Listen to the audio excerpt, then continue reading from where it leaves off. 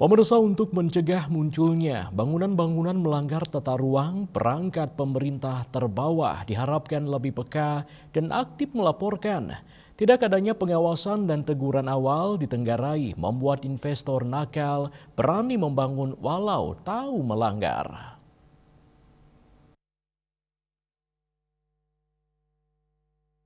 Maraknya pembangunan yang melanggar tata ruang dan tidak berizin di Bali belakangan ini tidak terlepas dari lemahnya pengawasan perangkat pemerintah terbawah, seperti kepala desa, perbekal, hingga kepala lingkungan.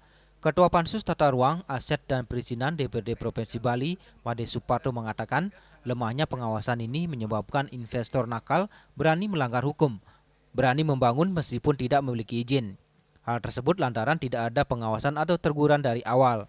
Seandainya saja sejak awal pembangunan sudah diawasi, investor dipastikan akan pikir-pikir karena mereka secara nyata melanggar hukum. Banyaknya bangunan yang melanggar tata ruang yang telah ditertibkan Pansus Terhadap DPRD Provinsi Bali belakangan ini diakui telah membawa dampak positif terhadap ketaatan hukum investor untuk mentaati aturan tata ruang di Bali. Dan yang terpenting, pajak kini mengalir ke pemerintah. Dulu mereka tidak berizin, uang pajak masuk ke oknum. Meskipun gencar melakukan penertiban, ada juga yang beranggapan kegiatan Pansus Trap ini akan merusak iklim investasi di Bali, dibantah oleh Made Suparto. Justru penertiban itu membuat investor taat aturan, mau mengurus perizinan, taat hukum, dan pemerintah mendapatkan pemasukan pajak.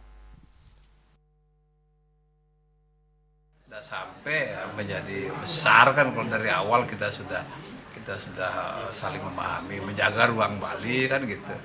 Kan itu Perda 4 2023, Perda Provinsi Bali strategis terkait pariwisata. Kan sudah mengatur semua itu. Berarti perangkat terbawah itu sebenarnya lebih aktif untuk melaporkan Pak? Paling tidak seperti itu kan. Lingkungan dia di sana, kan dia harus datang menyampaikan. Jangan sampai terlalu terbangun secara besar di baru kemudian kita baru tahu, kan kasihan.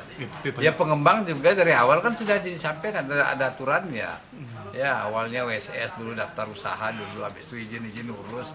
Jangan sembunyi-sembunyi, kalau sembunyi-sembunyi jangan salahkan pemerintah kalau kemudian dibongkar. Made Suparto berpesan kepada investor izin tidak hanya cukup dari OSS pusat, namun juga harus melengkapi perizinan dari pemerintah daerah. Jika berani membangun tanpa melengkapi izin dari daerah, resikonya akan dibongkar seperti yang telah terjadi di Pantai Bingin dan Kelingking Beach. Riase dan Yana, Bali TV.